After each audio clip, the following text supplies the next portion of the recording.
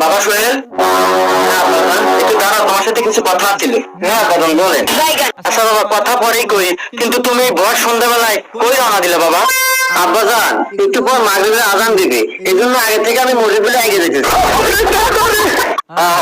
বাবা, তোর কথা শুনে বুকটা ভরে গেল।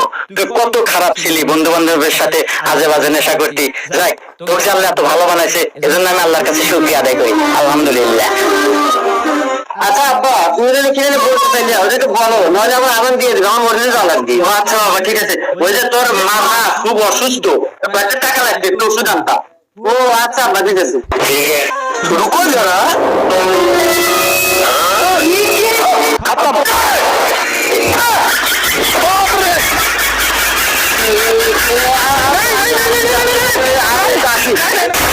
বন্ধুরা,